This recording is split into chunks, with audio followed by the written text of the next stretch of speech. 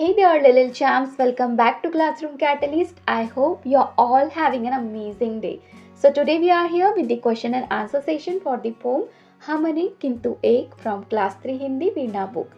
The explanation video for this beautiful poem is already available on our channel. If you haven't watched it yet, the link is in the description. So, don't forget to check it out.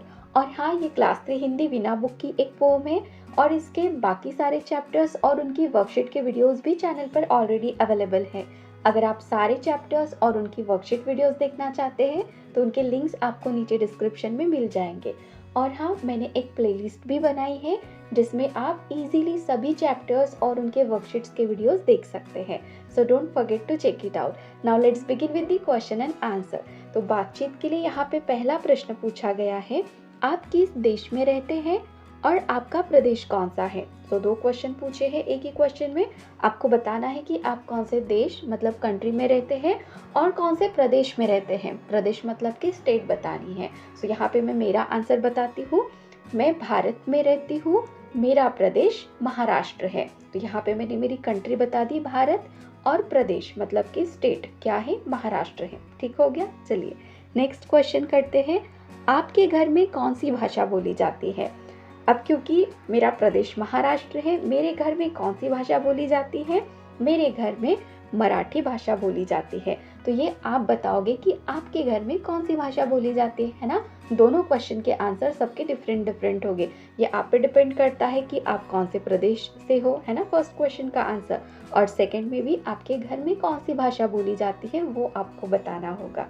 चलिए next question देखते हैं, आपके घर के आसपास के लोग कौन सी भाषा बोलते हैं। अब हमारे घर के आसपास तो अलग अलग प्रदेश के लोग भी रह सकते हैं, है ना, क्योंकि भारत है ही ऐसा देश। तो अब हमें ये बताना है कि हमारे घर के आसपास कौन सी भाषा बोलने वाले लोग होते हैं। तो इसका एक सैम्पल आंसर देखते हैं।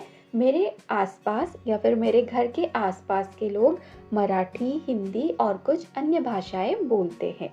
नेक्स्ट क्वेश्चन है, सभी प्रदेश अलग है लेकिन सबका देश एक है, आपके मित्रों की टोली में कौन कौन है। अब सबके प्रदेश अलग है, प्रदेश मतलब स्टेट अलग है, लेकिन सबका देश एक है। हम सभी क्या है, हम सभी भारतीय हैं, है ना। तो अब हमें ये बताना है कि आपके मित्रों की टोली में कौन कौन है। ये भी आप पे डिपेंड करता है कि आपके मित्रों की टोली में कौन कौन से प्रदेश आपके फ्रेंड्स है, ये बताना है। एक सैम्पल आंसर देखते हैं, फिर आप इस तरीके से अपना आंसर बना सकते हैं।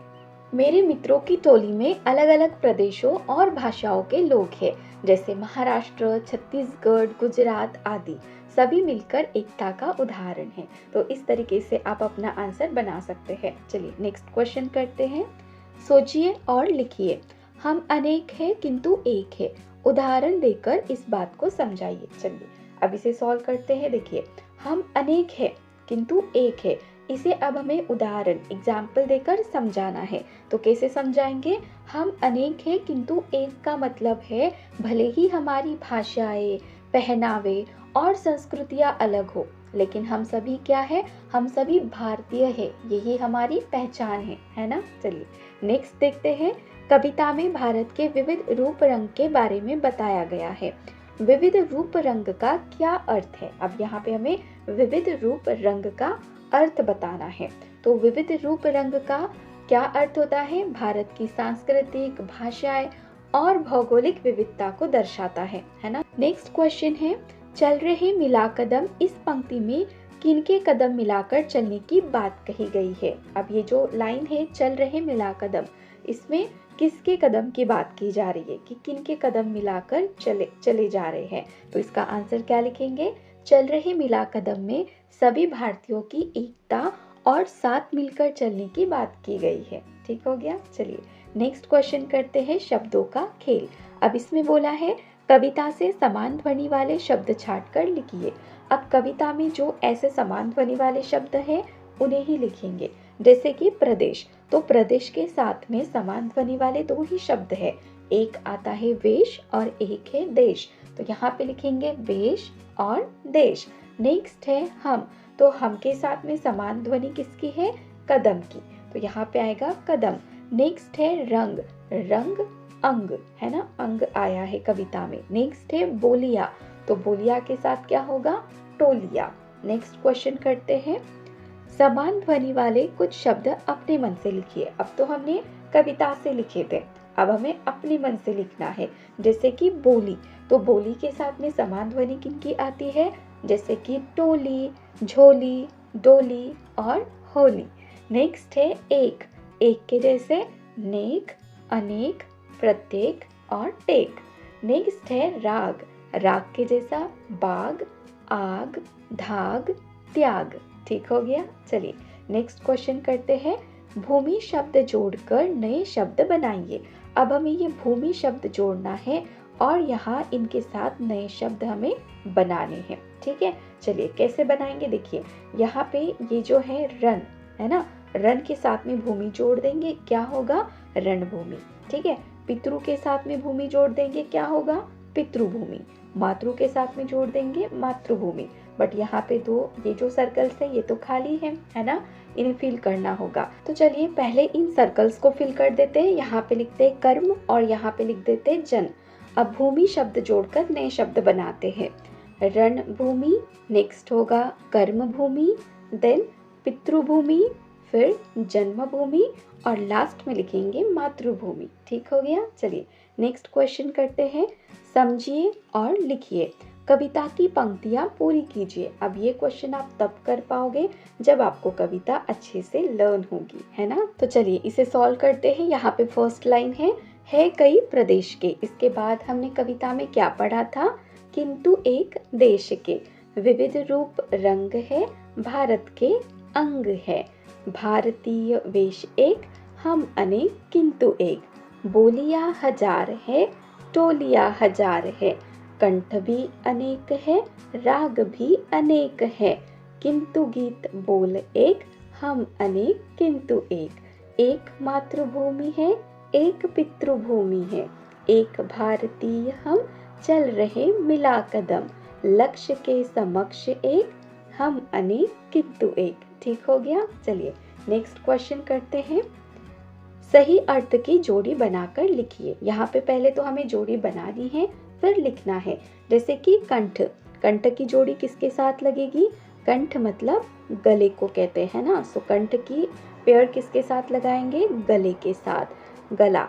नेक्स्ट है पहनावा, पहनावा मतलब वेशभूषा, तो इसकी पेयर लगेगी वेशभूषा के साथ। नेक्स्ट है विविध, विविध मतलब कई प्रकार के। नेक्स्ट है समक्ष, समक्ष मतलब सामने। तो यहाँ पे लिख देते हैं अभी कंठ गला, पहनावा वेशभूषा, विविध कई प्रकार के और समक्ष सामने। चलिए नेक्स्ट क्वेश्चन सॉल्व करते हैं। सही अर्थ वाले वाक्य पर राइट का चिन्ह लगाइए। ठीक है, टिक का चिन्ह लगाना है। तो यहाँ पे पहला हमें दिया हुआ है भारतीय वेश एक का अर्थ है सभी भारतीयों का एक ही पहनावा है, या फिर भारत में अनेक प्रकार की वेशभूषा है लेकिन सभी भारतीय एक है। अब इन ऑप्शंस को समझो। यहाँ पे हमारी लाइन क्या है? भारतीय वेश एक। क्या इसका अर्थ ये होता है सभी भारतीयों का एक ही पहनावा है? सबका एक ही पहनावा है क्या? नहीं है, सबका अलग अलग है। सो सही आंसर क्या होगा? सेकंड वाला, भारत में अनेक प्रकार की वेशभूषा है लेकिन सभी भारतीय कैसे हैं? एक है। तो यहाँ पे सही का चिन्ह कहाँ लगाएंगे? सेकंड बॉक्स में।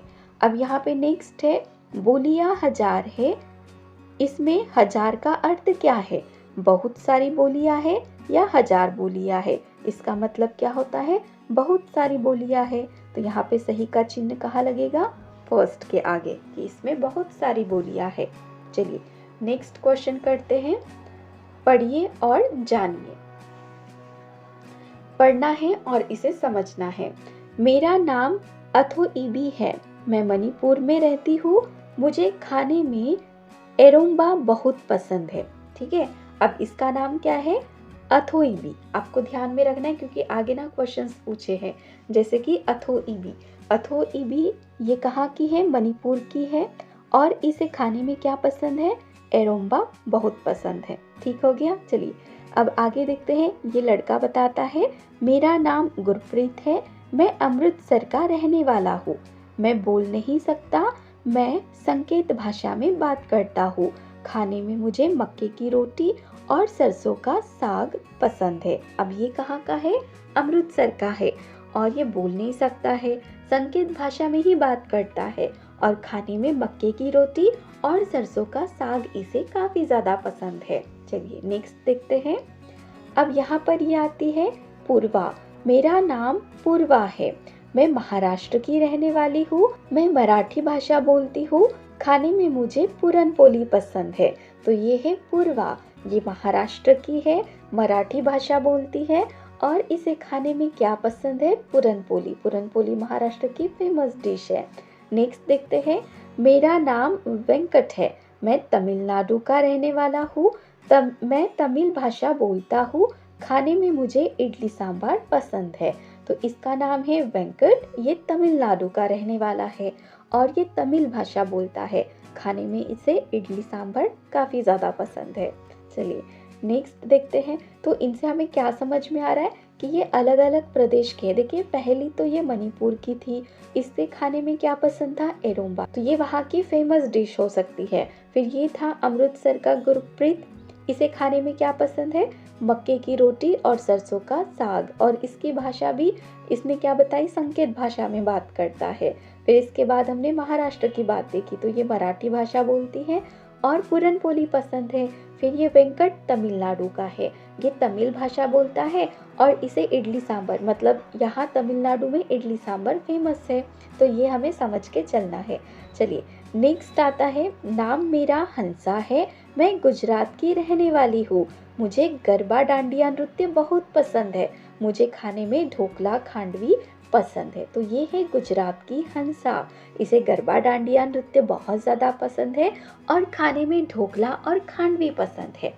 फिर आती है यास्मीन। मैं यास्मीन हूँ, मैं लक्षद्वीप की रहने वाली हूँ, मुझे कदलक्का मिठाई बहुत पसंद है। अब यास्मीन कहाँ की है? लक्षद्वीप की, और इसे कदलक्का नाम की मिठाई बहुत पसंद है। चलिए अब इन क्वेश्चन के आंसर करते हैं। चित्र आधारित प्रश्न। मणिपुर की अथो ईबी को खाने में क्या पसंद है? क्वेश्चन में क्या पूछा है कि जो मणिपुर की अथो ईबी है उसे खाने में क्या पसंद है? तो उसे खाने में क्या पसंद था? एरोम्बा। नेक्स्ट है महाराष्ट्र की पूर्वा कौन सी भाषा बोलती है? महाराष्ट्र की पूर्वा कौन सी भाषा बोलती है? मराठी भाषा बोलती है। नेक्स्ट क्वेश्चन है तमिलनाडु के वेंकट को खाने में क्या पसंद है? वेंकट को इडली सांभर पसंद है, तो यहाँ पे लिखेंगे इडली सांभर। नेक्स्ट क्वेश्चन है गुजरात की हंसा को कौन सा नृत्य पसंद है? तो उसे गरबा डांडिया पसंद है, तो यहाँ पे लिखेंगे गरबा डांडिया। चलिए नेक्स्ट क्वेश्चन करते हैं, पता कीजिए। अब यहाँ पे आपको बोला गया है आप अपने प्रदेश के आसपास के 3-4 प्रदेशों की भाषा, खान पान, वेशभूषा, तीज त्योहारों के बारे में पता कीजिए और साथियों के साथ चर्चा कीजिए। आपको सिर्फ यहाँ पे क्या करना है? तो कुछ अपने आसपास के 3-4 प्रदेशों की हमें भाषा पता करनी है, खान पान पता करना है, वेशभूषा और वहाँ के तीज त्योहारों के बारे में पता करना है और फिर अपने साथियों के साथ बात करनी है। तो चलिए यहाँ पे 1-2 स्टेट मतलब प्रदेश के भाषा खान पान के बारे में देखते हैं। जैसे कि महाराष्ट्र, तो महाराष्ट्र में भाषा कौन सी बोली जाती है? मराठी भाषा बोलते हैं। खान पान में यहाँ पे पूरणपोली, वड़ा पाव, मिसल पाव ऐसी चीज़ें होती है। और वेशभूषा महिलाएं नौवारी साड़ी पहनती है और पुरुष धोती कुर्ता पहनते हैं। तीज त्योहारों में गणेश चतुर्थी और गुड़ी पाड़वा काफ़ी ज़्यादा फेमस है। नेक्स्ट हम देखते हैं गुजरात। तो गुजरात में भाषा गुजराती बोली जाती है। खान पान वहाँ का ढोकला, थेपला, खांडवी है। और वेशभूषा में देखें तो जो महिलाएं हैं वो चनिया चोली पहनती हैं और पुरुष धोती कुर्ता। और तीज त्योहारों में गुजरात में नवरात्रि और उत्तरायण को काफ़ी ज़्यादा महत्व है। तो इस तरीके से आप और भी अपने आसपास के प्रदेशों के बारे में जानकारी इकट्ठा करेंगे और अपने साथियों के साथ में बातें करेंगे। तो यहाँ पे ये जो हमारी प्यारी कविता है हम अनेक किंतु एक, इसके सारे क्वेश्चन आंसर हमने कंप्लीट कर लिए हैं। So if you really enjoy this video and had fun learning with us, don't forget to hit that subscribe button, join our Classroom Catalyst family so you never miss out our next video, and hey, give this video a thumbs up if you really like it, share it with your friend and share your thought in the comment below. We would love to hear from you. Thank you so much.